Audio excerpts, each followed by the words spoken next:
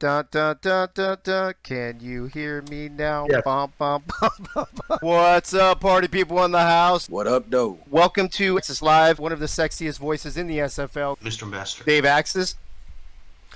Hey, what's up, party people of the SFL? What's going on this Tuesday night? This Tuesday night of championship week in the SFL. Welcome to season 16, episode 29 of Axis Live. I'm your host, Dave Axis. And we've got another amazing panel, and we have our mystery guest number 7 tonight. Any guesses in the chat yet who it may be? I want to hear who you guys think is mystery guest number 7. I don't think anybody's going to guess it. That's how good it is. I don't think there's a single person in the chat that will guess it correctly.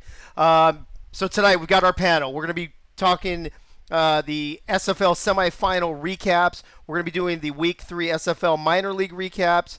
We'll have our semifinal Diva of the Week nominees with, there's going to be 6 of them.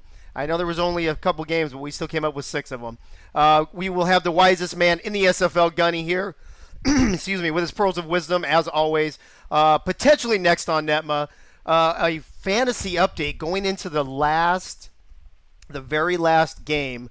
Have I come out of the cellar? Is my show team for charity still on top? You'll have to wait till the end of the show to find out. And then we got some Axis After Dark if anybody has anything they want to talk about. Let's check out my favorite part of the show, the party people in his house tonight. Let's see who's in here. Corey Mizzou, first one in. What's up? Charles is here as well. Bullet Boletsky.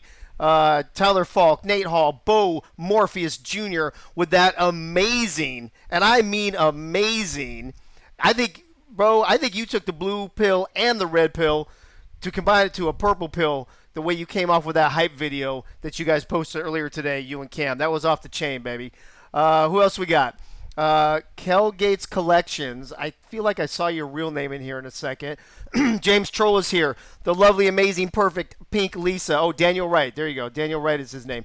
Who else we got here? David Leathers, the guy with the best first name in the entire SFL. Ray, my girl's back. So I know we'll be having some Marine Corps hymn lyrics in here for sure. Let me see who else is here. That's what she said is back. Twin Screw making it a habit again. Coco's back. Back-to-back shows, it sounds like. Ron Cochran, the man. Dude, Ron Cochran, he's like a scientist out there on the field. It's crazy. Albert Begin is in the house. Weird that James Troll and Albert Begin are in the show tonight. Mike All's here, of course. Who else we got here? Benji Matson. Benji, how you doing, buddy? Been thinking about you. I was thinking about you today. Coach Craven is in the house. Leon Thunderman is back. Doug Day, the Bash brother, the Twinkie guy, is here. And I know you love me, Dougie. You don't have to say it, but you can say it if you want to. James Walters, 87, is back, of course. The Cuban Missile's here. God, we got a full crowd tonight. What's up? Let's see. Eagle Mondavi's in the house. EJ Minson's here.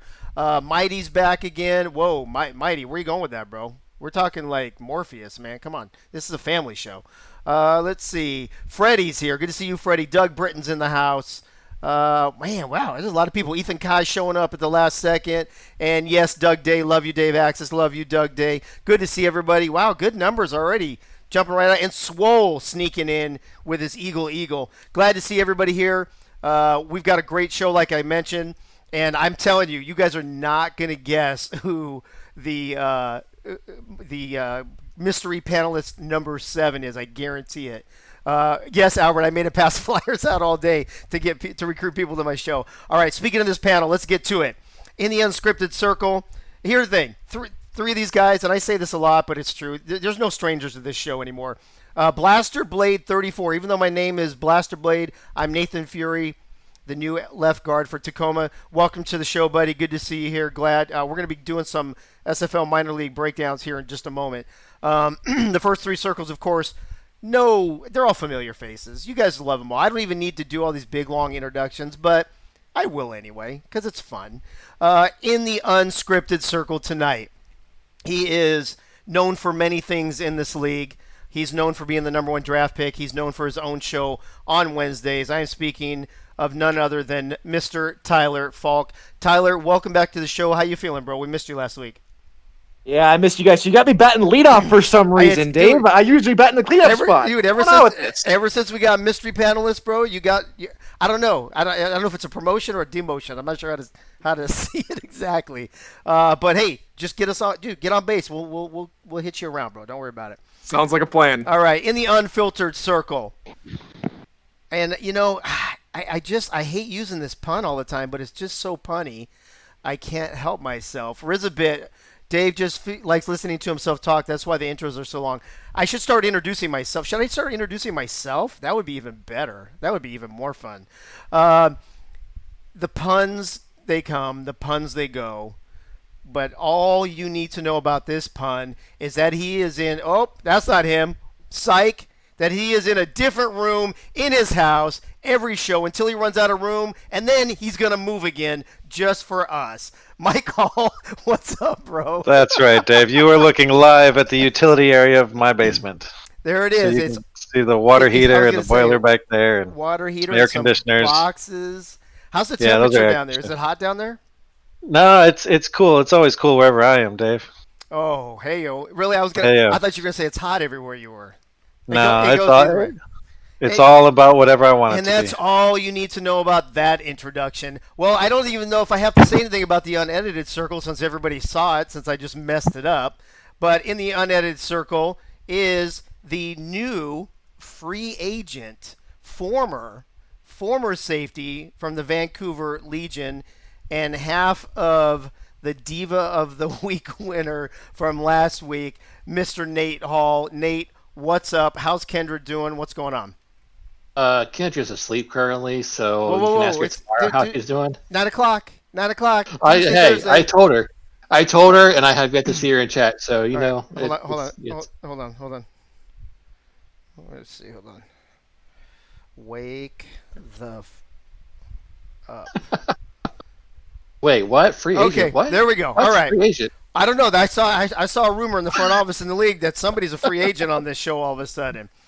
Yeah, it happens. Well, all right. So, Nate, welcome back. Thanks for being here, bro. Even if Kendra's slacking tonight, I appreciate you. I appreciate you, buddy. All right. Let me hear the guesses in the chat. I'm telling you, nobody's going to guess this. Nobody's going to guess who the mystery panelist number 7 is. I'm going to give some hints, but I still don't think you're going to get it.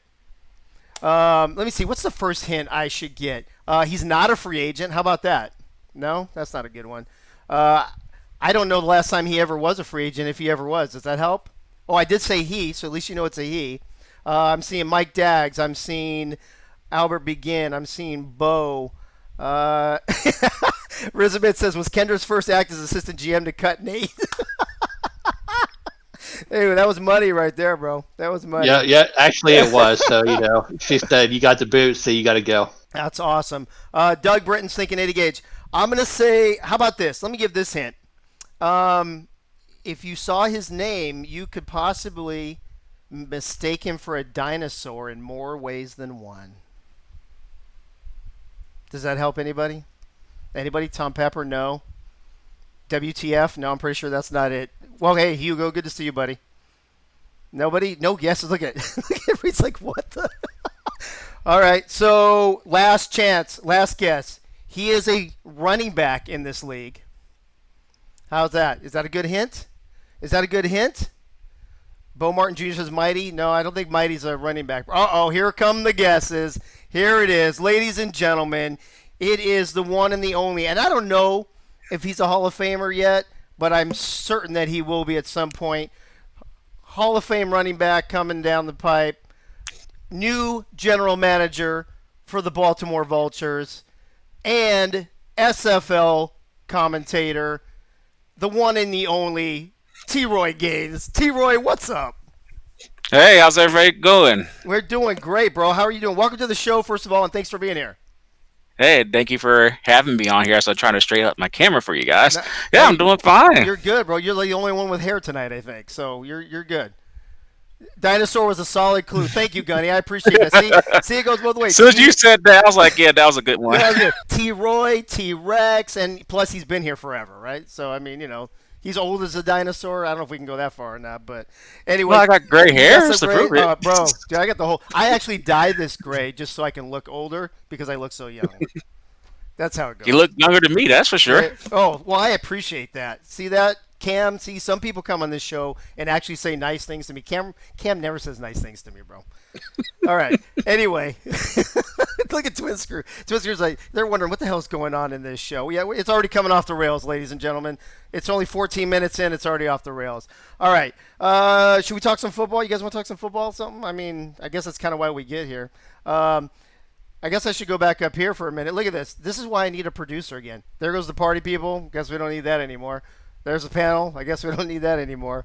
I guess we can get into some football, though. First and foremost, let's remind everybody that this past weekend was the semifinals for the SFL, the Final Four, if you will. Baltimore, Florida, Vancouver, Denver. We will be breaking, each panelist will be breaking down a team just like we did on Thursday. But before we get to that, I believe there were some Friday Night Lights going on in this Mamma Jamma. And if I'm not mistaken, there was at least one surprise and one kind of head scratcher wondering what's going on with one of these teams. And I'm talking about the SFL Minor League. The games on Friday night, Birmingham at Salt Lake, Tacoma at Albuquerque, Madison at San Jose, and we wrapped up with Lexington at Ottawa. So straight out the gate, let's go with the first game, Tyler. And this is, to me, the head scratcher. What is going on with Birmingham? They're not scoring points. They're not winning games. They don't seem like the team that was, I believe, in the championship game last season and champions the season before. What's going on in Birmingham? I think it's another 2-year project for Birmingham. Back in season 1, they were very admirable. I think they're right around 500, if I'm not mistaken, to close out season 1. Season 2, they were, on top of things. They returned a lot of their players, and consequently, because they had such a good run, and consequently their players were really good, they got shipped off to the SFL. We saw Christian Brown go to St. Louis, have a pretty good rookie campaign. A lot of their defense, Tom Blitzkrieg was, shipped off. A few others that I failed to mention, all left the team. And so Birmingham's left with a very, very young rookie team. And I think they're having a hard time adjusting to what their new players can and can't do. And we're seeing it again. Salt Lake, they returned a lot of their players from last season. And they're able to, they weren't able to, run away with it. It was 6-0 heading into about midway through the fourth quarter. Right. But they did just enough, and their offense was just consistent enough to pull them over the finish line. You see the third down percentage, 38% for Birmingham. They won the third down percentage compared to Salt Lake's 28%, converted 3 more third downs than Salt Lake City. But it was when they converted those third downs that mattered in terms of how the game went. Time possession, equal on that stat as well. It just was the matter of fact that Birmingham has a lot of learning to do. I think Rizabit is Wiseman in the chat, I believe, right? And he's the coach over there. Where'd it go? He says we have one returning player, and that's it. I don't know, though. Isn't that the case with most of these players? I don't think there's very many second-year minor league players this season. Is there, Tyler? I think, if anything, there's a lot of second-year offensive players more than defensive players because, statistically, we see a lot of defense come off the board, fairly quickly because everyone's, trying to fill in a spot on defense more or less. We have, running backs that have been in the season for multiple seasons in the SFL. We have quarterbacks that rarely leave the SFL either. So it's really hard for those positions to find a home. This offseason, though, looks very promising for SFLm rookie quarterbacks, though. So... Yeah. We'll have to see what happens, but in truth, again, there hasn't been a whole lot of turnover on the offensive side. So that's why, even though they have a brand new defense, I agree with everybody in chat. Their defense is solid, holding Salt Lake City, a very consistent offense at just 13 points. If they can turn their offense around, they'll have a pretty strong football team. A couple other people jumping in chat real quick. Winkler, my right hand man, is here. Who else did I see just jumped in? Yogi, what's up, Yogi? Good to see you, bro. Hugo already saw. And you know what? In my haste and talking about everything else we were talking about in the intro, I forgot to introduce Gunny tonight. Gunny, what's up? How you doing, bro? Are you even with us right now? Sometimes Gunny takes some time and goes and eats dinner until he's time to come on. Gunny, you around? I'm good, Dave. Been having some tornadoes, and it's been raining on and off again the past 2 days, but everything's good here. Yeah, we had that storm. Woke me up at like 5 o'clock this morning. I took some good video of it. It was shaking my house. It was reminding me of earthquakes in California. It was shaking the house so much. So I'm glad it's out of here, but hopefully it gets away from you soon as well, and anybody else that's putting up with the bad storm right now. Gunny, thanks for being here as always, bro. As always, thank you, sir. All right, let's check out Jack's data. So check this out. Birmingham, Salt Lake City scored 13 points in the game. Salt Lake City scored them all. The over-under was 34.5. They didn't come close to that. However, Salt Lake City was favored by 10.5, so that was pretty close by Jack's data. They had a 65% chance to win the game. And SFL Nation, in the Who You Got, we jump out to a 1-0 lead. We took Salt Lake City 100-34, so that's a pretty overwhelming number. A lot of people starting to see the trend in Birmingham. Hopefully they'll be able to turn it around, as we head towards the middle part of this season. Moving on to game number 2 from Friday night. Tacoma at Albuquerque. Mike, Albuquerque just seems to keep on rolling. Is there anything that anybody can do to stop? Tacoma looks like they hung with them, but they couldn't stop them. Is anybody going to be able to stop Albuquerque this season? Fortunately for me, I've kind of been the Albuquerque analyst on this panel, as I've had all 3 of their games now. You're welcome. You're welcome. Yeah, thank you. I appreciate that. Coach Thrilliams has everybody, working perfectly together. Now that's not to say they don't make mistakes, but they seem to hit it when they need to hit it. They've got a good game plan. They execute well. They're hard to stop, but they can be stopped. It's just who's going to be the one to step up and do it. Nobody's found that exact key yet. And they're very balanced too. Their running, passing games are both working perfectly. Their defense is very solid, and it's not to say that Tacoma had a bad game. They started out slow. That was the only issue. They started out slow. Otherwise, it would have been a lot tighter. And you saw it got down to the very end before the game was finally decided for sure. When the Adams scored that last set of points to take the win. It was a very exciting game, and every week it's been exciting watching Albuquerque out there. But Tacoma's got a very solid squad, and they dang near came close to stopping the juggernaut, but just wasn't meant to be this time. Did Albuquerque play Salt Lake yet, or Lexington? Because Salt Lake No. and Lexington look like to be kind of that second tier behind Albuquerque, so that'll be interesting to see what happens when the two of them play. I don't have the rest of the schedule in front of me, but I think that's 2 teams I think that Albuquerque better look over their shoulder for. Jack's data had this game 37.5 with 47 points scored in the game. That's right on that 10-point cusp we talk about. Albuquerque was favored by 9.5. Again, Jack's data coming really close. They had a 71% chance to win the game, which was the highest probability out of all the games. And SFL Nation 2-0. Look at that, taking Albuquerque 107-33 as we move into Game 3 of Friday Night Lights. Tyler again. No, Nate. Dude, I'm messing everything up tonight. I'm doing the wrong circle. I should just cut the whole show. Right? You know what, T-Roy? Sorry, bro. You're not going to be on tonight. We got to cut this off. Thanks for coming, though. Good night, everybody. Madison. I don't even know what to say about Madison, but let me tell you this. I love San Jose. I've had connections with San Jose before. This is already, off to their best start in Season 3 now. Season 1, not so great. Season 2, second half, they played pretty well. I like that San Jose is taking that second half of the season, last season momentum, going into Season 3. Is San Jose going to be able to compete with those other teams I mentioned that could compete with Albuquerque, you think? Or are they not quite there yet? Well, I don't know, but if they compete with some of these upper tier teams in the minor leagues, like Albuquerque and like they did with Madison, then yeah, they can definitely compete with these other teams and have a winning season. When you got a quarterback in Joseph Green that went 29 of 41 for 261 passing yards and 2 touchdowns with 0 interceptions, and he was only sacked 1 time. the more you can keep your quarterback upright, the better off he's going to be as a whole. And he's just going to he performed a really good game on Friday night. Jimmy Hazard, 18 attempts for 45 yards, didn't have a great game, but his quarterback picked him up and had a great game instead. Leading receiver for San Jose, wide receiver Doug Spelling, 13 receptions, 159 yards, 2 touchdowns. That's almost Kendra-like. Okay, I'm just gonna say it right now. And then except Kendra doesn't like 1/2, but yeah. Okay, yeah, Sometimes. but he's working on it. Right, he's working on it. He'll be there by the time he gets to major leagues. Perfect.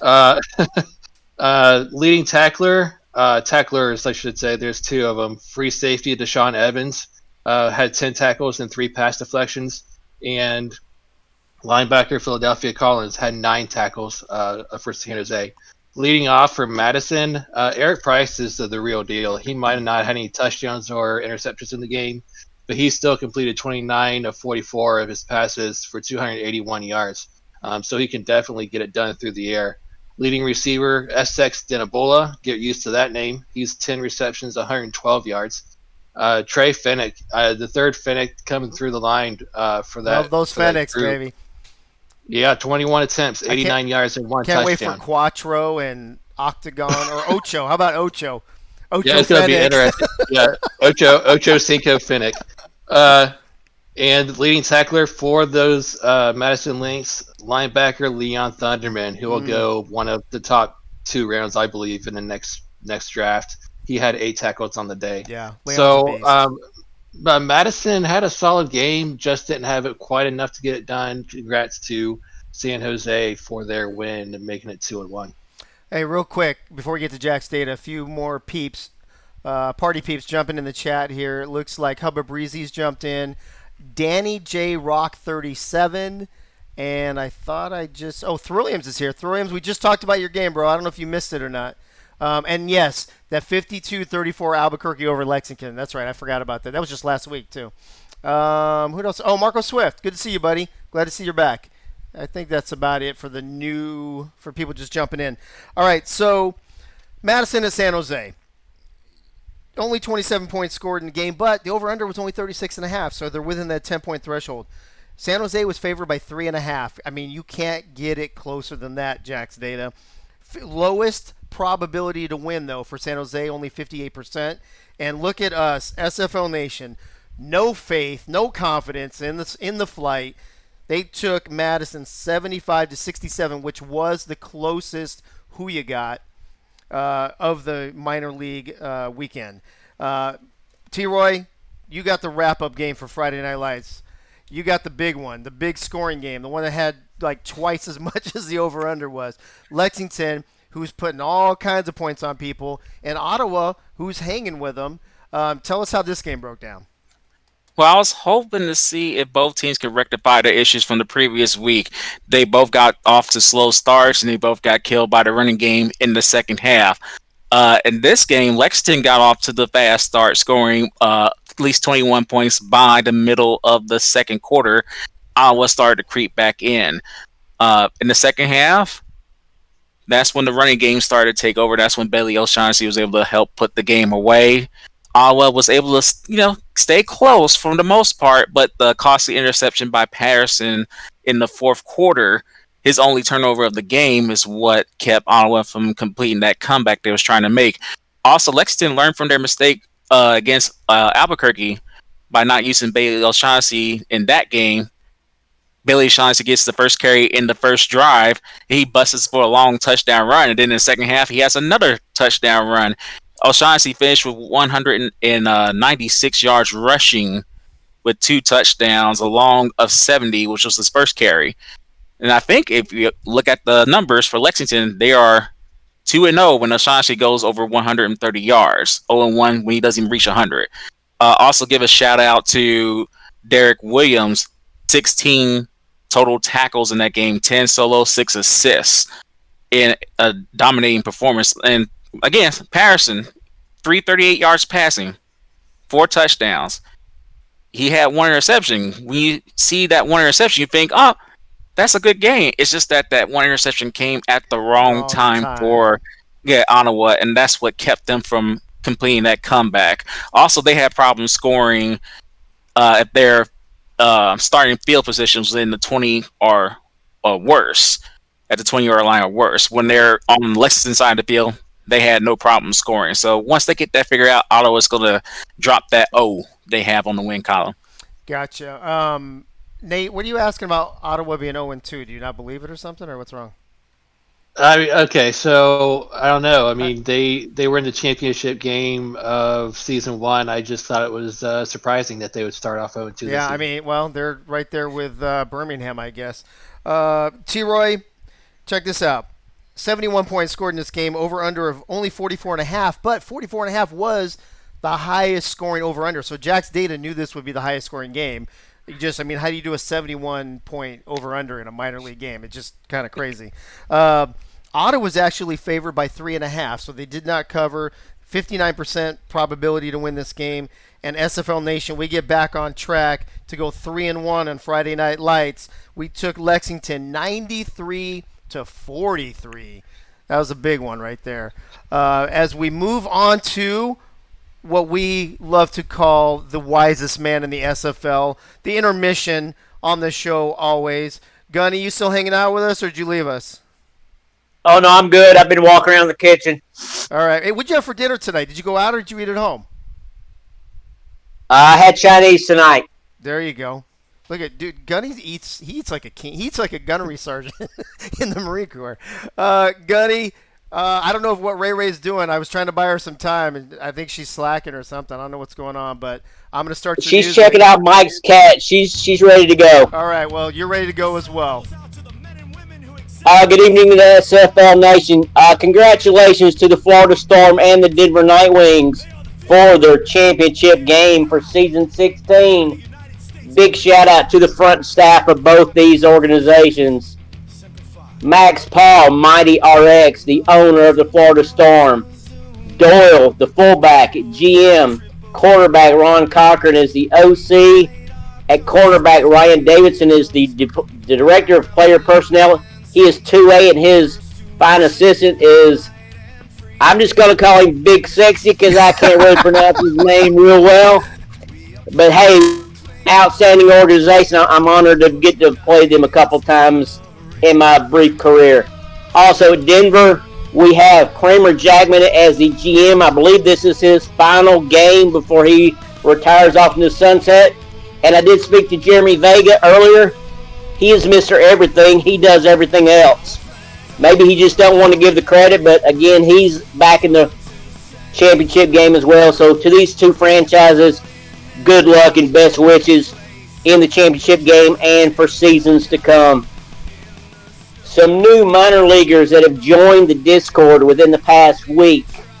Offensive lineman Nathan Fury of Tacoma. Strong safety Terrence Wary. Strong safety Kenny Slider. Linebacker Kay Shine. Cornerback Daniel Valentine. And defensive lineman T.C. Turner. Gentlemen, welcome to the SFL Discord. Also to my fellow Atlantans, be safe. The weather's been kind of bad for us the past couple of days. Congratulations to BJ Lovelace for his position in Queen City, and also to Chris Comasack moving from Fort Worth to Queen City as well. And with everybody moving this in the next few weeks, I'm sure there's going to be a lot of changes coming up once the season ends. Good luck to everyone, and we will see you again soon. That is all. All right, Gunny, thank you so much. Appreciate that. And I got to be honest with you, that's another one of the reasons why I can't do what T-Roy does. I can't imagine being in some of those games, calling some of those names on national television and just messing it all up. You got to have some nicknames or shortcuts or something, right, T-Roy? You can't say them all. Yeah, that's true. We had to make up a lot of nicknames during my time here as an announcer. That's awesome. All right, let's get into what everybody's here for. And no, I'm not talking about my face. Hey, yo. What I'm talking about, I'm not talking about you either, Mike, all hot, cold, whatever. The Final Four. The Final Four. Baltimore, Florida, Vancouver, Denver. On, that's what she said. She said, he said the party. Yes, that's what you're here for, the party. Last Thursday, seeing as how we're down to 2 games, we have 4 panelists all the time. Each panelist took a team to preview. We're doing the same thing today. We're recapping. Tyler, do it anywhere. Bo Martin Jr. must be around somewhere. Look at, just as I say that, look at him. He says, "At Tyler Falk, back to the Matrix for you." Look at, he's on top of it. Tyler, at least you can hear us and we can hear you. That's all that matters, right? What? What? Danny J Rock 37. Thank you for the compliment. Appreciate the props in the chat, bro. Here's the deal, Tyler. You got to lead us off. I know you're used to batting cleanup, but you got a bad lead off tonight, buddy. Hey, it's all good. The defending champs will not be retaining their title, and it sucks that we have T-Roy on on this show as we talk about it, which is, thanks for being a good sport and coming on the show anyway and not telling me, you know what, let's wait till next week. Tyler, I'm going to pull the graphic up real quick. 27-13, the third-seeded Baltimore Vultures lose to number 2 Florida. Basically, for the graphics tonight, we just put all individual stats so people can kind of see how everybody played in on each team in the semifinal games. Tyler, you want to break it down for us? What happened to Baltimore? They looked like they were gaining some good steam. They kicked the crap out of us, last week, but then they ran into the second best team in the league. Yeah, I think the biggest thing to take away from this entire weekend is there were no upsets. There wasn't, like last season where Baltimore came into Denver as the 4th seed and upset Denver, in Denver. So, a lot of people were looking forward to maybe seeing a rematch of that semifinal game this coming Sunday, but unfortunately, it's just not going to be the case. And I'd say one man that's on the show that hasn't really performed even to his standards, from seasons past is T-Roy. He put in an admirable performance, 75 yards, no touchdowns, unfortunately, for Mr. T-Roy Gaines. But in general, the offense was just. I'm almost going to relate it to Birmingham in a way. They were effective, but not as effective as they should have been. And Florida just came around and capitalized it. They were able to jump out in front early, early on in the second quarter after Baltimore kicked 2 field goals, and they were just able to maintain their focus, maintain their lead, and it just fell apart for Baltimore. Speaking of T-Roy, we'll talk about him like he's not in the room. How about that? Dude, he averaged over 4 yards a carry. I mean, that's playoff material. That's what you want, right? That's the goal, is the 4 yards per carry. Jack Wigmore, who has been outstanding all season, 30 out of 40, what is that, 70, 75%, something like that, 271 yards. Problem is, and we talk about all the time on the show, if you throw more interceptions than touchdowns, especially in the playoffs, that's going to come and to bite you in the butt. Was that the difference in the game? Just that, or do you think it speaks to bigger than that? Look at T-Roy over there. I think that the turnovers, definitely did play their part, but I don't think it was strictly, the offensive being not as effective as they should have been. The defense, they bent and broke too much. There weren't enough quality stands from the defense. Yes, the yards are about the same. They had more rushing yards than Florida. T-Roy showed his veteran expertise over Charlie Boletsky, and was able to get going on the ground. It just was the passing game. There were a lot of deflections from Florida's defense, and it just ultimately ended up not going Baltimore's way. And I think it was just a couple of events. Those turnovers probably emphasized the point, but it wasn't an end-all, be-all factor. Yeah, one of the things we mentioned Thursday night was the play of Giovanni Bolt, who didn't really have a typical Giovanni Bolt game. No interceptions, didn't return for a lot of yards. I think I'm sorry, he did have 100 yards. Oh, yeah, he did. He had 4 kick returns for 100 yards, but only 7 yards on 2 punt returns. He didn't have that one. It seems like Giovanni Bolt, he's got that one long interception return or that one long punt return every game, and he just didn't seem to do that. In the chat, Mighty says 2 goal line stands that define the game on Baltimore's first drive and on their next to last drive. And Bullet Beletsky says Florida defense has been a shutdown clutch defense all year. Gave up only one garbage time TD late to a team that put up 60 burger the previous. Oh, you got to bring that up, Charlie. You got to bring up the 60 burger, bro. Really? Thought we were beyond that. You know what? Can I censor him? Is that possible? Can I censor Bullet Beletsky? Yeah, Tyler. I mean, it was a bummer to see Baltimore go out like this. I thought for sure. I had faith that they were going to get back to the championship game. But I mean, you don't hang your head low on a season like this when you're the defending champs and you get all the way back to the Final Four again. At the bottom of the graphic, you'll see some of the key wins. Their final record 9-5. Oh, there you go, Tyler. Thank you. 9-5 overall, including the playoffs. Key wins this season over Arizona, Vancouver, and Lone Star twice. So that's nothing to shake a stick at. As we move to the offseason to see what's going to happen in the Baltimore backfield. Now Tierroy's like, I hope he censors me now. I'm actually not muted right now. Oh, yeah, that's right. You're not muted, bro. You're not muted, bro. All right, so that's Baltimore in a nutshell. Moving on to the team who won that game and will be in the championship game. The second-seeded Florida Storm beating Baltimore to advance to the championship game. Mike All, we talked about it on Thursday. If Ron Cochran could be Ron Cochran and get a little support from that backfield of Doyle and Beletsky, Florida had a great chance to win, and that's pretty much exactly what happened. Yeah, exactly. And let me just point out, Tyler, the best hitter on the baseball team is always in the third spot, and well, that's why I'm in the second spot. I was going to say, where are you going with this? Where are you going with this? But Florida. If one team had a chance to beat Denver, it's Florida. The mighty Storm. Mighty little pun for you. Hey-o. I mean, Ron Cochran was just dropping dimes.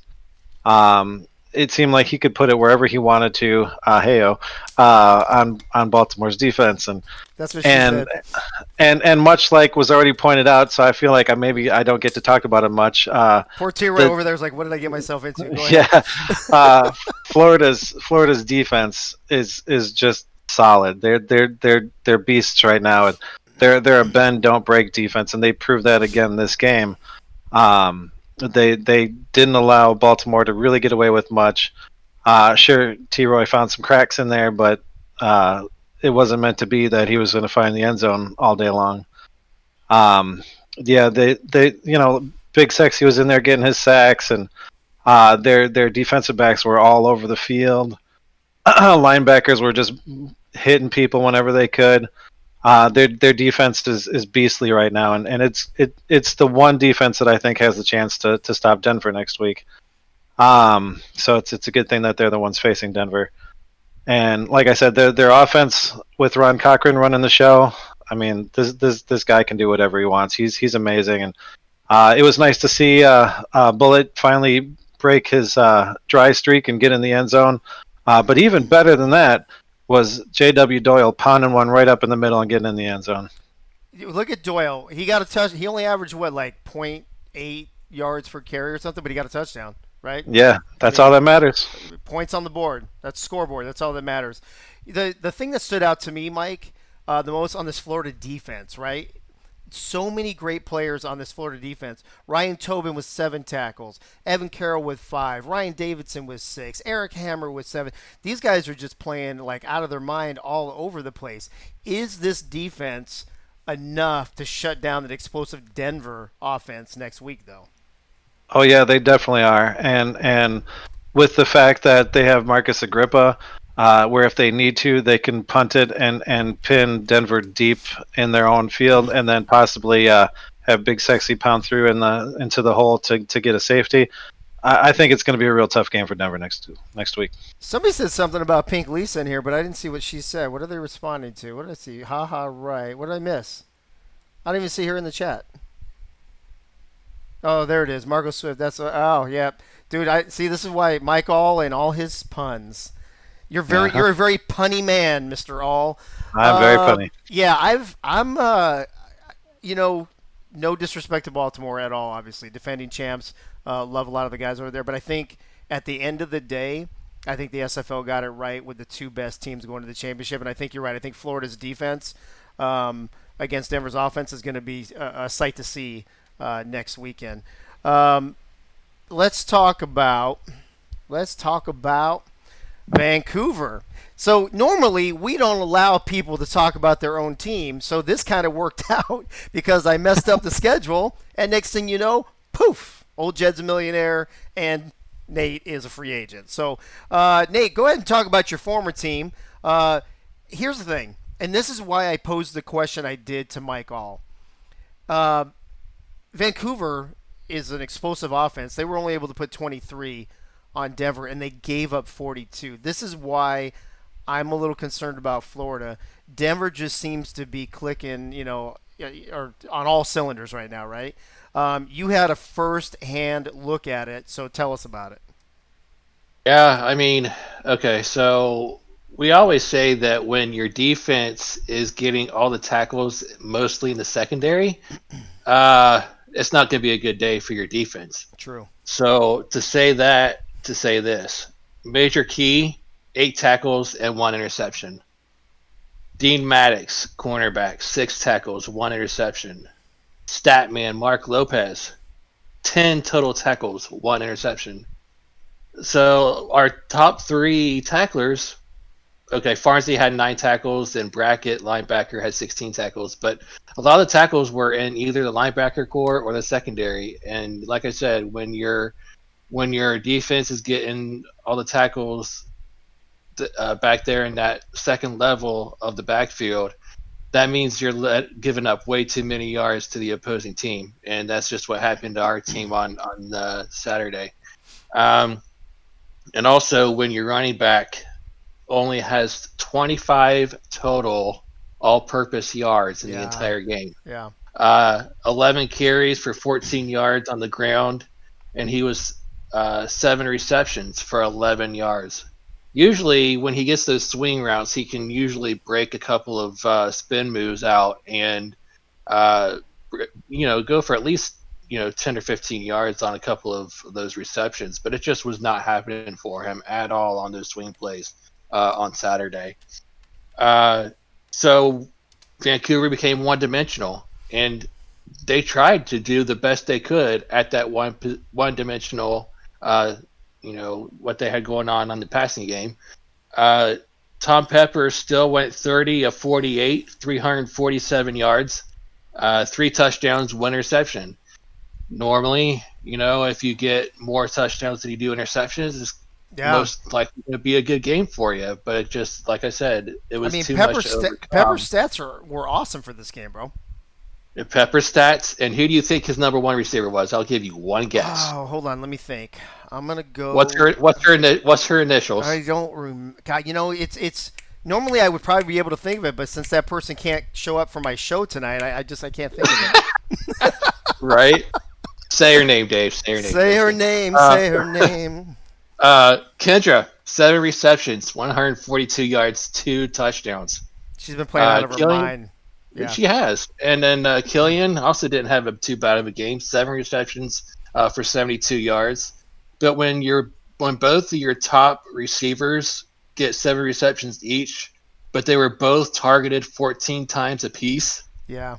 They both only caught half of their targets. So Denver's defense had our number in the passing game. Even they were shutting them down just enough to do what they needed to do to get the win. Andy Hamilton had 6 receptions, 84 yards, 1 touchdown. He was only targeted 6 times, so he got all of his receptions that he was targeted on. But yeah, just altogether, yeah. Also another key that might have played into it is we didn't get the tight ends involved enough. I believe Dan Daly only had 3 receptions for 38 yards, and Walters just didn't have anything at all going that game. So if we would have got more out of our running game and got our tight ends more involved, I think it might have been a little bit closer. But yeah, they was just on their game. So I agree with your, second and third level making the tackles scenario. I agree with that. Here's what I personally think is the difference in this game. It was Robert Redford. I think Pepper came to play. Pepper showed up. He played a great game. This whole game was, hyped up of, Robert Redford, zero point 0.1 yards per carry more than McChesney, and the two potential MVP candidates going out, along with a third potential MVP with Peppers. And, we've been having this running back debate on the show the last few weeks. Even Andy and JV were in the chat a couple weeks ago talking about it. Before I move on, and I forgot the Jack's date on the last game, but before I move on, does this settle that argument? McChesney showed up in the big game. Robert Redford did not. Does that settle the argument about best running back in the SFL right now? Right now, yeah, it definitely settles that debate big time. Hey, who has damaged the boss, and why is he blowing me up in chat? What is this? Bo Martin Jr. at Dave Axis. Do you use shampoo to wash your face or soap to wash your head? Yes, I use face soap with the little micro beads to keep this beautiful shiny dome looking the way it is. I don't even know who he is. Is there anyone who knows who Damage the Boss is? He seems to like me a lot, though. Let me see here. Are you guys? It is a legit question. I don't mind answering it. I got to keep this thing looking good somehow. Let me back up for a moment. I forgot the Baltimore, Florida Jack's data. They scored 40 points in that game. The over/under was 47.5, so they were about a touchdown off. Florida was favored by 3.5, which they covered. Dave has no clue who he is, but he's asking the right questions. There you go, Doyle. And then in the who you got, this was a really close who you got. SFL Nation took Florida 96 to 89, so only 7 votes difference. But that does make us, 1-0 on Saturday and 4-1 overall. I'll tell you the Vancouver-Denver data, Jack's data, right after we get to T-Roy. Actually, let me go back to Vancouver real quick on the graphic. Season 16 overall record, 9-5 as well, just like Baltimore. Key wins over Atlanta, LA, Fort Worth, and Jacksonville twice. That's a pretty impressive resume. Let's see. Moving on to Denver. All right, T-Roy. The number 1 team in the land, the team everybody's been chasing. They've been making a statement every week. Is there any reason to think that they're not going to make one next week? And tell us about how they made a statement this past weekend. Well, let's answer the second question first. They made a statement last weekend by getting off into a strong start, just scoring touchdown after touchdown. Unfortunately, Denver, just go over there. The game was unfortunately decided after the end of Vancouver's first possession when Redford had a chance to bounce it outside during the end of that first drive. I guess I'm going to count it due to AI. He cut it inside and got tackled. Instead, he could have scored a touchdown there. The following play was a incomplete pass. Vancouver had itself a 3 after McChesney get a McChesney touchdown run to get Denver up the board. He does it again throughout the rest of the game. I think he scored. Let me go to the stat line here. You guys see on there 5 rushing touchdowns. That's amazing. Yes. And he goes over 155 yards rushing. I don't remember one game this year where he didn't go over 100 yards. I'm sure there might have been last week, I think, against Arizona. He didn't, but it's very rare to see that. Denver's offense is relying upon McChesney just dominating and wearing out the defense. And then their role players, their wide receivers and fullback, just make plays when they have to. And they build up a big lead that seems to be so big that the other team cannot come back from and win. You got to be on your A game when you playing against Denver, especially at Denver. Right. You have to be. And I experienced that firsthand. I got my butt handed to by both of these two teams that are in the championship game. You have to be on your A game. You have to capitalize off of mistakes when Denver makes them. Josh Miller threw 2 interceptions. Not going to count the third one. The third one was a Hail Mary. We ain't counting the Hail Mary at the end of the first half. He threw 2 interceptions, and Vancouver couldn't get touchdowns off of that. When one team scoring touchdowns, the other team, unfortunately, is scoring either field goals or nothing. That's going to be pretty hard to come back from. Like I said, I know that firsthand. multiple times this season. I know that firsthand. So Denver is scary good. You have to force McChesney. You have to force Denver to be one-dimensional and have Miller throw the ball more than McChesney run it. I think that you saw what happened with Arizona. They almost did it. They have to force it. You have to force the mistakes, and then you have to capitalize on it. Florida is a team that can definitely do it for sure. No sacks from the Denver's defense. Yeah, notice if anything, it's all interceptions. If you want to know anything of note, one interception by Vasquez. That's the only turnover they got. So their defense, if your offense has their A game going, you can stick with Denver. You saw what Arizona did. Arizona gave you the blueprint, but you have to capitalize off the mistakes from Denver. And you gotta be on your A+ game, especially at Denver's home field, which is where this game's at today. Next week. Right. Which, again, going to Legends mode now, home field advantage, not nearly what it was before, but there's, just in a championship game, that's all you need, right? Is that just a tiny little bit. T-Roy, a couple things here I want to ask you about, and things that stood out to me. First of all, we've said, and I know you haven't been on the show. I think you were on the show once before, and it was a long time ago, but we talk a lot, and we mentioned earlier tonight, there's this pattern, and it makes sense. I mean, it's not like rocket science, that quarterbacks who throw more touchdowns and interceptions win the game. If they throw more interceptions and touchdowns, they lose the game. I guess unless you have Jared McChesney, then you can throw that formula out, throw it out, because you can throw only 1 touchdown and 3 interceptions, but your boy is going to run for 5 touchdowns and outscore the other team all by himself anyway. If Jared McChesney plays like this, I think next week is a no-brainer. Do you think Florida can stop him and steal the championship from Denver next week? Because I think Denver is the clear favorite. I think it's going to be hard for them to do it. Florida was able to stop me easily. I mean, I did have an okay game, but I didn't score a touchdown.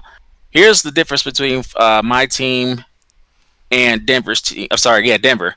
They got a fullback too, and that fullback does a great job. Ari Mills being a lead blocker, and he is very good out of the backfield making catches. So they got more weapons on offense that Florida's going to have to worry about. Unfortunately, with my poor production this season, this is my worst season ever, Florida didn't have to worry about me. Right. So they can key off on Jack. Any team that played against Baltimore this season, they didn't have to worry about me because I sucked. And that's well, I was going to be real. Well, we call that having an off season, T-Roy. Yeah, that is off season, but that's not. My expectations is a lot higher than what an off season is. My player, me as personally, that's the reason why Jack had to throw the ball as much, because I sucked. If I was better, Jack wouldn't have to worry about throwing the ball as much. Well, you did. I mean, you did average over 4 yards a carry, so I think suck is a strong word. I mean, look at Jared only averaged 5.3. I mean, come on. But look what Jared did in the game, every game this year, though. You see him taking people. Everybody knows my phrase. You see him taking people to the shower room basically every time he scores a touchdown. He knocks somebody over and easily makes the house call a 6. And you see his linemen ahead of him too. So their blocking is on point, and McChesney is just running folks over like it's nobody's business. Me, on the other hand, I need to bulk up. I need to bulk up. No more of this balance stuff, right? No. So a couple things. Coach, first of all, T-Roy, there's a question for you from Coach. He's wondering how many carries you got this season. And while you're thinking about that, let me answer Eddie Gage real quick. Eddie, I think it is a no-brainer, bro. And here, no disrespect to Florida, because I said I think they're the second best team in the league, and maybe they'll shock the world this weekend. If McChesney scores 5 rushing touchdowns on Sunday, Denver's going to win, bro. That's just the way that I see it.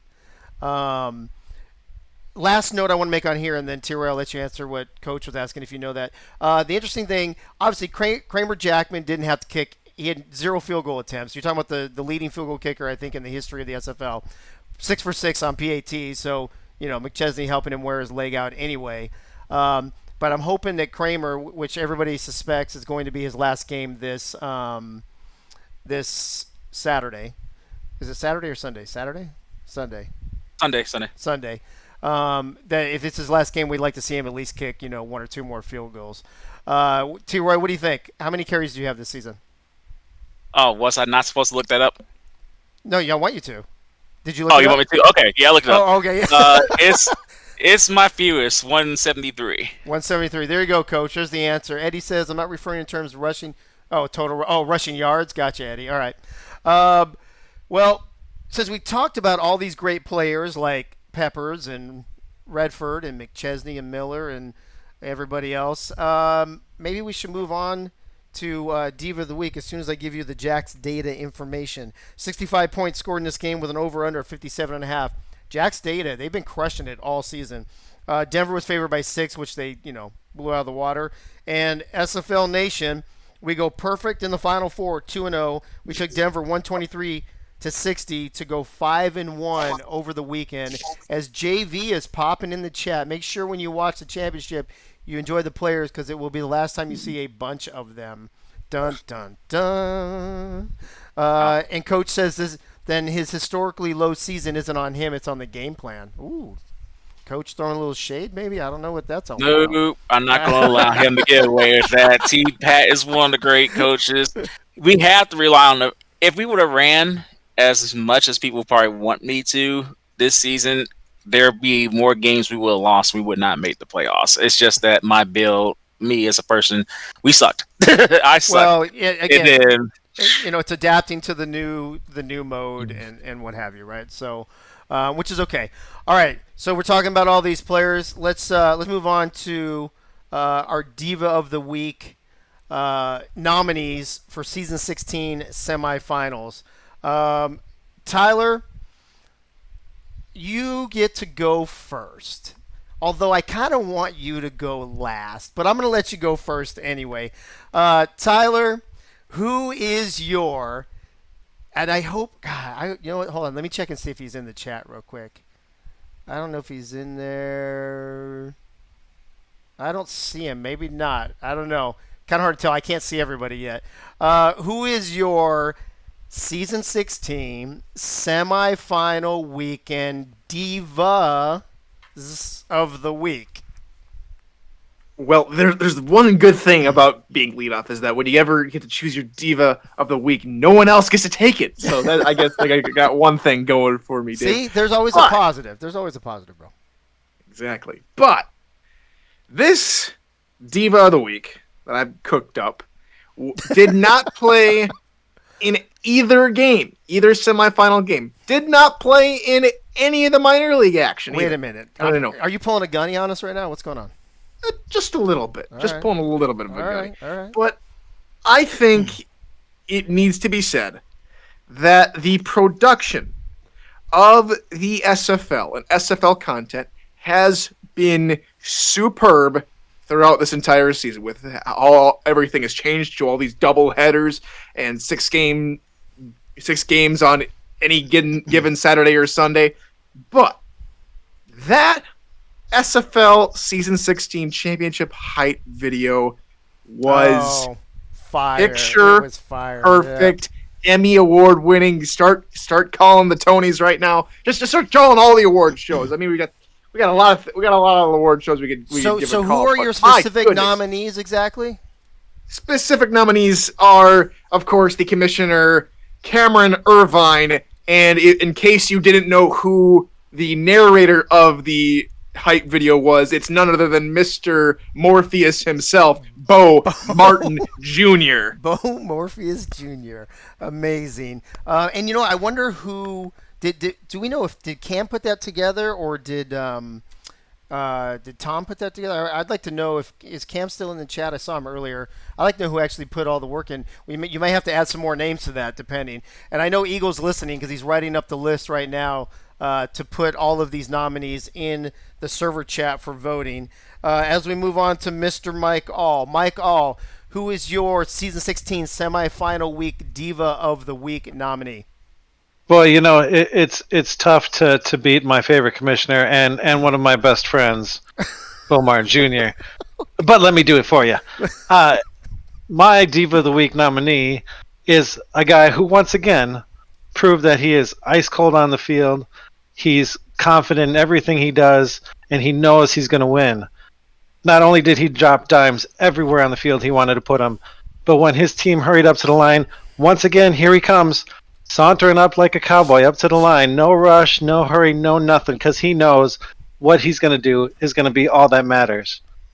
He was basically, and sorry for the turn of phrase, the cock of the walk. Your Diva of the Week nominee, Ron Cochran. Boom. Dude, it seems like that guy's getting nominated almost every week. Has he won this season? I know he won last season, but I don't even know if he's won. I'll bet you he's been nominated the most this season, though. I'm going to have to go back and look. Let me see. Dude, the chat's blowing up. I don't even know if I want to read it. Doyle says no, he has not won this season. And some people are liking your comment there, Mr. All. I didn't even flash up the After Dark stuff yet. Ron Cochran, even in the chat himself, saying, no, this show sucks. They won't even give me a Diva of the Week award. I agree with you, Ron. These guys suck. These panelists suck. Oh, my goodness. All right. Should we do another one, I guess? Nate, you wanna chime in here? You want to give us your Season 16 semifinal weekend Diva of the Week nominee?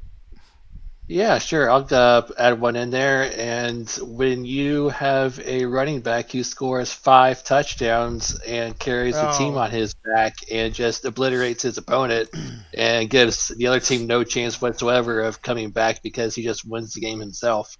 Jerry McChesney, 5 touchdowns. That's mine. That's it. I mean, just outscoring the other team all by yourself. That's it. Boom. Done. I get it. All right. Let's see who we're going to move on to. T-Roy, you're next. T-Roy, who is your... I don't know how you're going to compete with these, bro. You're going to have to bring some fire right now, I'm saying. Who's your Season 16 Diva of the Week nominee for the semifinal week? I'm going to pull a Tyler because I remember watching one of his Diva of the Weeks in previous weeks where he picked somebody from the minor leagues. And I'm going to go ahead and pick someone from the minor league this week. This guy himself had 3 rushing touchdowns. He went well over 200 yards of total offense. 196 of those was through the ground, averaging 7 yards a carry. He had 2 long touchdown runs. The longest was 70 yards. I think he's one of the best running backs in the SFLm right now. I'm going to give it to Bailey O'Shaughnessy of Lexington. Dude, he's been a beast all season too. That's actually a great pick. All right, before I get to Gunny, let me address a couple things in the chat real quick. For those of you who have been waiting anxiously for the Doyle show, apparently that's going to be starting now that my show sucks. And yes, Dwayne, I choose the panelists, but no, nobody's perfect. I don't know what to say about that. Let's see. Ron Cochran's voting, and now Ron Cochran's voting for me. Thank you, Ron. I think I was nominated once, maybe, but I don't think I won. It's tough. It's was that you, Tyler, that nominated me this season? Yeah. But look at that, Ron. I can't even win at my own game. I don't know what to tell you, bro. Gunny, are you around still? Yes. Oh, Doug Day says he tunes in for my call anyway. I guess Doug will start saying "I love you, Mike All" instead of "I love you, Dave Axis." Gunny, bring some order to this ridiculousness right now. First of all, I'm honored to be in the presence of T-Roy Gaines on the panelist. I forgot to mention that earlier. So, T-Roy, good to have you. I was going to vote for the organizations in the championship game, but I had a change of heart. These gentlemen have been on the show every single time this season. I'm going with the guys from Jack's Data. Oh, look at you. Look at that. Wait, who did you say you were going to nominate? The coaches of Florida and Denver. Oh, yeah, they haven't done anything. For being in a championship. Don't worry about them. What are they going to do? Win a championship? Whoop-de-doo. I mean, Jack's Data, you're right. I mean, week in, week out, grinding the numbers. I agree. Good job, Gunny. Jack's Data for Gunny. All right. Here is the real semifinal week Diva of the Week winner. Oh, I guess I have to call them the nominee for now, but you know what's up. All right, party people, here it is. Sometimes this person doesn't even have to play a whole game. Sometimes they just play half a game, and they still have stats and to win the award anyway. This person has been nominated 3 or 4 times. I think that's the most in the show's history. This person has won twice. It's either definitely either by itself or tied for the most in the show history. And on top of all of that, well, I'll get to the diva moment in a moment. But let me just run these stats. 7 receptions, 142 yards, and 2 touchdowns, really being the only true offense that Vancouver had in their loss to Denver. But she balled out. And here's the other thing. I don't think, on top of anybody winning twice, if they didn't do it back-to-back weeks. And I believe she is the reigning diva of the week as we speak. So she could get she's 3-time nominee. She could be 2-time winner, the only back-to-back winner. And on top of it all, they were so impressed with her, she got a promotion this week to assistant general manager of Vancouver. And the diva moment was her first order of business was to fire her husband and cut him loose and send Nate into free agency. If that doesn't win it by itself, this whole thing is rigged as far as I'm concerned. Diva of the week, again, Kendra Hall, the best wide receiver in the SFL the last few weeks. Boom, racket, that's it, it's over. Oh, Bo Martin Jr., don't give me that blah, blah, blah. This is my first nomination. Hey, look at how many times I've done almost 100 shows. I've been nominated once. Give me a break, bro. All right. Speaking of which, just so you know, this is episode number 90. We're creeping up on 100 here pretty soon, so we're going to do something. We'll have some kind of special party for number 90. Tyler, how you doing on time? Do you want to throw anything out there real quick or not? As I put him on the spot. Don't you love that? Right.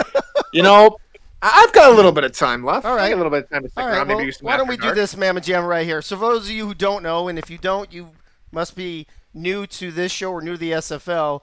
But on Wednesday nights at 8 p.m., which is tomorrow night, Tyler has a show called Netma that he hosts with this week's Diva of the Week winner and Kendra Hall. And he does a quick thing on Tuesday nights on my show to let you know what is next on Netma. Oh boy, let's see if I can pull one out of the hat here. Next on Netball, we're gonna go ahead and take a look at last week's SFLm action and preview the upcoming week. But I think what everybody's looking forward to is the championship game, and so we're gonna break down the final Netma power rankings of season 16 for the SFL, and we will give you our official championship prediction live on air tomorrow night at 8 p.m. Eastern, only on...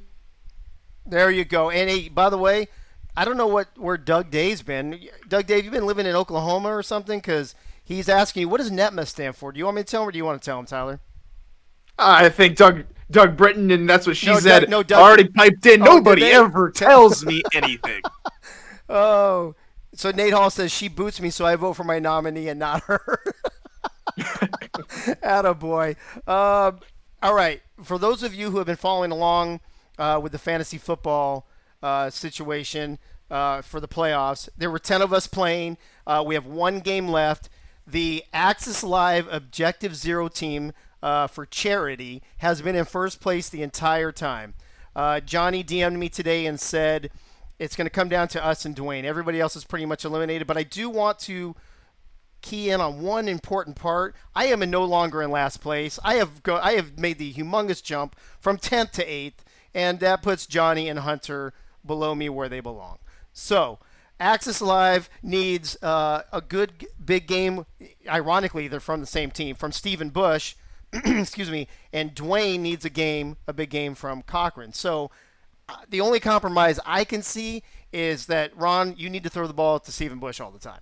And then that way Axis Live Objective Zero will win, and we'll all be happy, because that's what we really want, is we all just want to be happy. Is that right, Tyler?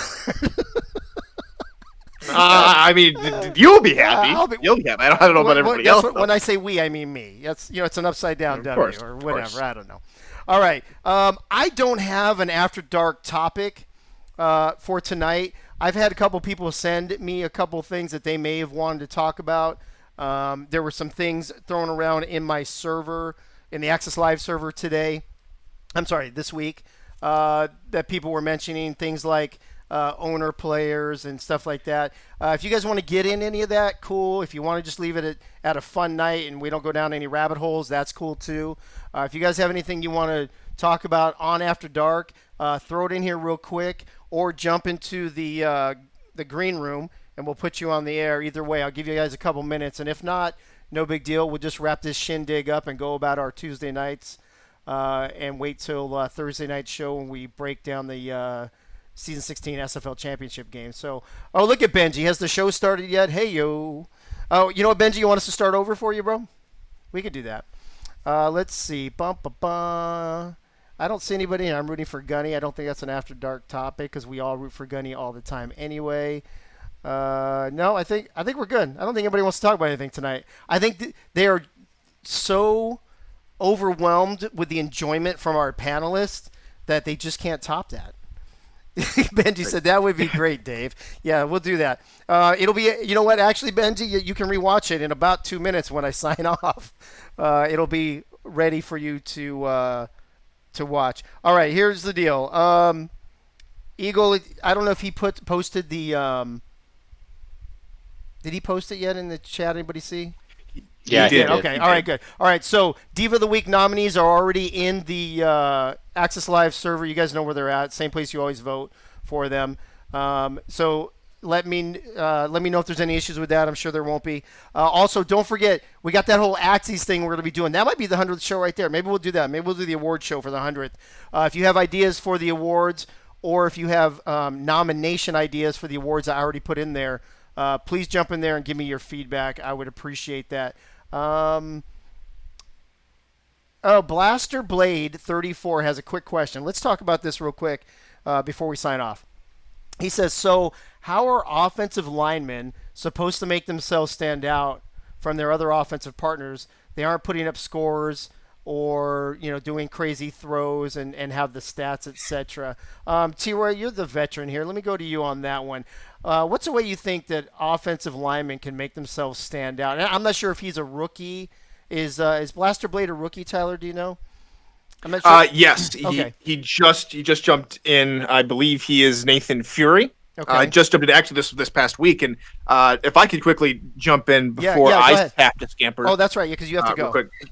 Right. Sorry to storm on your parade there, T-Roy. But real quickly, again, probably the biggest thing is we're gonna talk about marketing yourself, doing a whole bunch of this stuff as we get closer and closer to the draft. In fact, this past week we just had on NETMA a rookie masterclass as well. So we had a whole bunch of people jump on chat and talk about what should you be doing, what shouldn't you be doing. We'll of course we'll continue that conversation during the off season for the SFL and as the SFLm regular season continues. But biggest thing I can say, especially for an offensive lineman, is your personality matters the most. So if you are exactly, I'm going to almost paraphrase what Minson just said there in chat, is the person is much, much, much greater than the player. So if you can market yourself and if you can be that team player, that being an offensive lineman already shows that you're able to humble yourself before your team and able to say, you know what, my stats don't matter. I want to be productive and help my team succeed in that regard.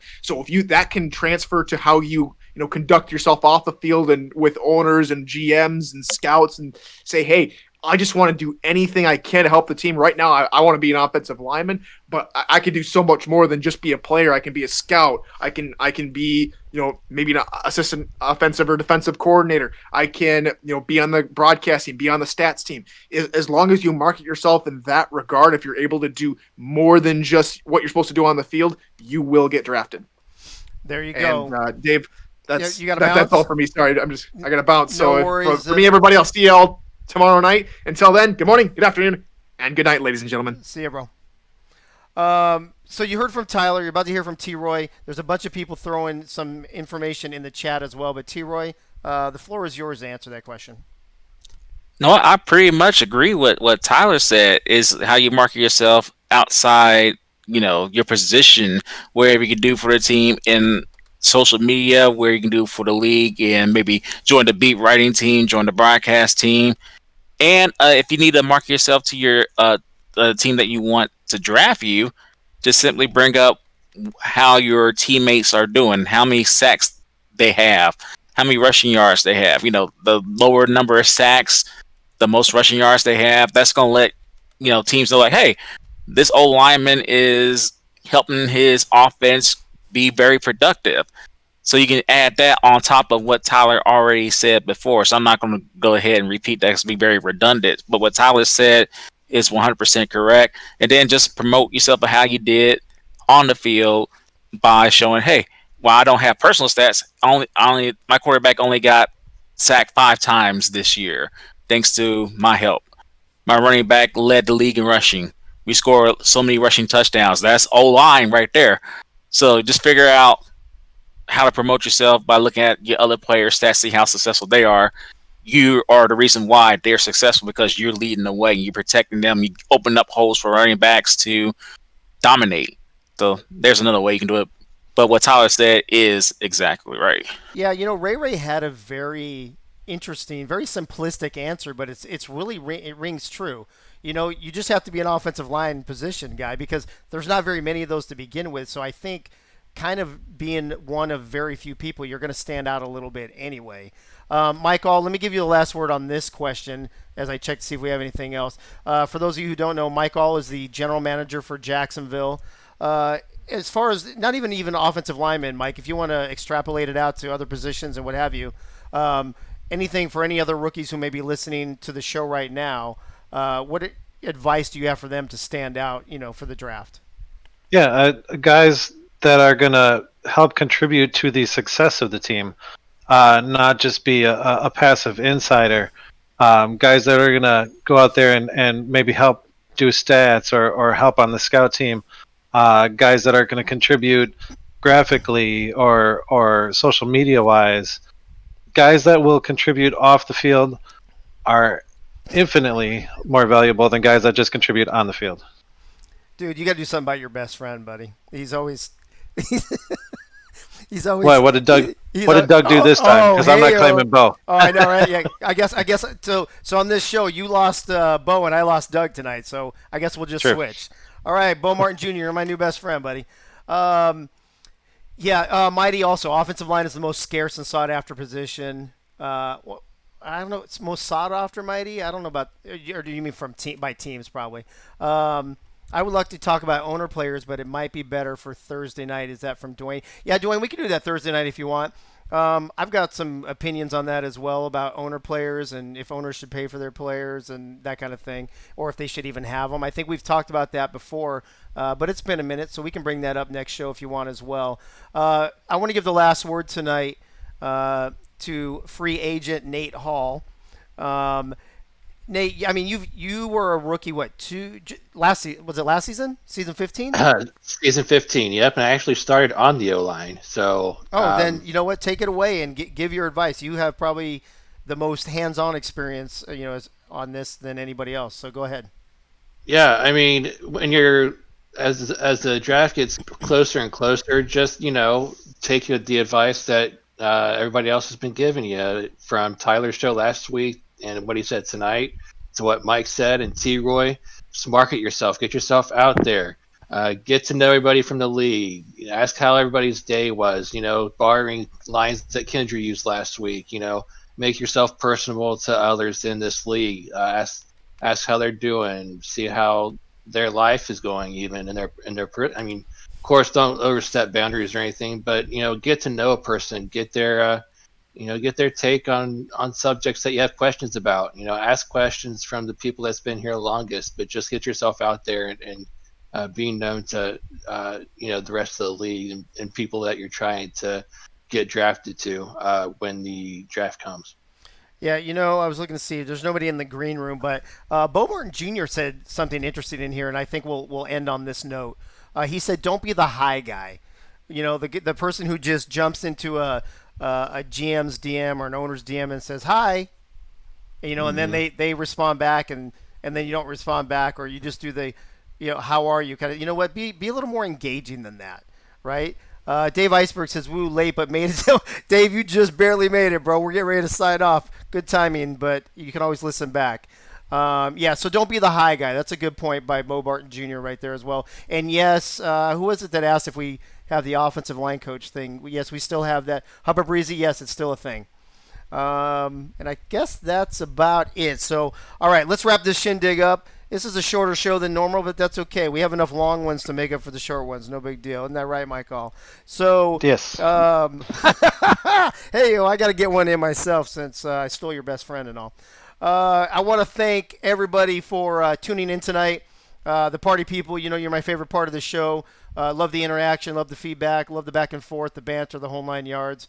Thanks to Eagle Mondavi taking care of my Discord server as well as making sure that the voting goes seamlessly. Seamlessly, that's the word I'm looking for. But also it goes in a way where I don't know the results until it's all done. So I don't have so there's no conflict of interest at all on my part.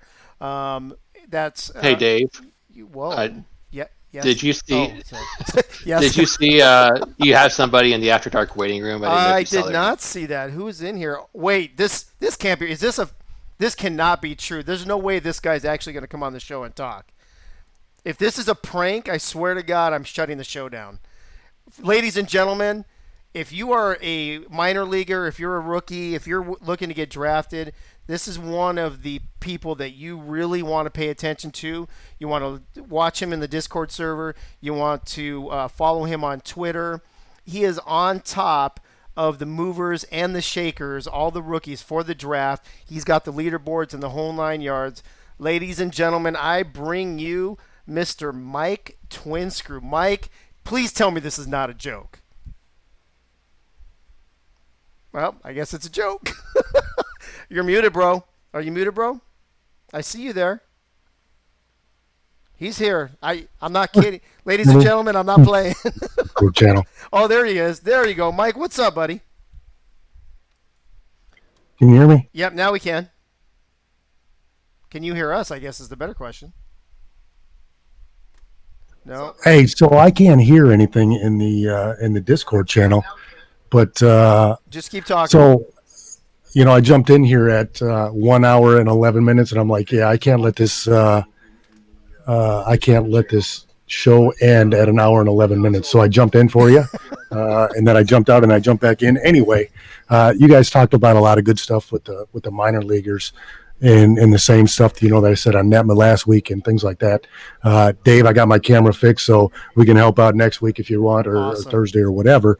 But the one thing that I wanted to ask, because you got a bunch of people in here, especially the coaches for the minor leagues, if you got guys that are working with you, scouting, things like that are working for your team, let me know, because I can't see them. So to have that stuff for the positional rankings, it would be, I'd be grateful for it. And so we can help out with that and let me know what's going on with your teams, things like that. And I'll try and get these guys on the boards better. Okay. Awesome. I know you probably can't hear me, but hopefully everybody could hear you. If everybody got that, if not, listen back. I'll listen back too and make sure I got it. It looks like I'm getting thumbs up from the panelists. People in the chat are saying they could hear you. Mike, I'm assuming you cannot hear me. This is a first. I would love a list of minor leaguer players. Okay, so you're getting a lot of feedback in there, Mike. I don't know if you can hear me, but thanks to Mike Twinscrew for jumping on real quick. No, not the Discord, but I got Twitch going on my other laptop. So. Oh, so you can hear me on the delay. Okay, that's good. All right, Mike, thanks for coming on, bro, and hopefully they all heard you and they'll hear you and they'll get you that info. Watch, we got to wait 7 seconds to hear his response. Maybe longer. If I'm not back in 5 minutes, just wait longer. All right. Word. I guess Mike's bouncing. I don't know what's going on. I'm going to wrap it up. Thank you to Mike Twinscrew for jumping on. Thank you to everybody in the chat. Appreciate Gunny, as always, being here. Tyler Falk, Mike All, free agent Nate Hall, and the legendary T. Roy Gaines popping on for his first camera show of Access Live. Hopefully we'll have you back again, T. Roy. It was a pleasure having you. Thanks for being here. Hey, Dave. Who said Go ahead, T. Roy. Oh, I was going to say thank you for having me on. I really appreciate it. Sorry about that. No, I have so many voices coming from other directions. I don't even know who the hell's talking anymore. Can I give a special close to the show tonight, Dave? Not if it's to Doug Day. No, it's to everybody. Okay, yes, Mike. Am I going to have to censor you right afterwards? No, sir, you will not. All right, go ahead, do your thing, bro. Happy Star Wars Day, everybody. Oh. May the 4th be with you. Unbelievable. You know, I think that's probably why Cinco de Mayo is the day after, because after hearing all that today, I need to go get drunk tomorrow. I think that's how that works. You know what? The calendar gods planned that perfectly, apparently. All right, ladies and gents, that's a wrap. We're done. Thank you again for everybody for being here. We will be back in a little less than 48 hours to talk about the Season 16 championship game. We will be previewing that game. We will be breaking down the offenses and the defenses of both Denver and Florida, as well as previewing the SFL Minor League Week 4 games. Of course, Gunny will be here, and there might be another surprise up our sleeve for you. Can't hear you. And I also believe that we will. Oh, Eagles, tomorrow is Revenge of the About my Star 5th. Wars Oh, book. that's terrible. This thing never ends. Unbelievable. Ron Cochran, Utility thank you. area. Hey, Michael, we're listening to you talk to your wife, bro. I'm trying to say goodbye to everybody. What are you doing? I gave you a chance to say goodbye, and now you got to say goodbye again? I'm not muted, bro. You were definitely not muted, bro. I knew this show was going to be off the rails. It started off the rails. It's ending off the rails. I got to get out of here. Yeah, it is. I agree, Bo Martin Jr., my new best friend. Michael is sabotaging us. We got to get him back. All right, everybody. We're out. See you in 48 hours when we talk championship. Denver and Florida, season 16. Thursday night, 9 p.m. Eastern, right here on Twitch. We'll see you at the Tees.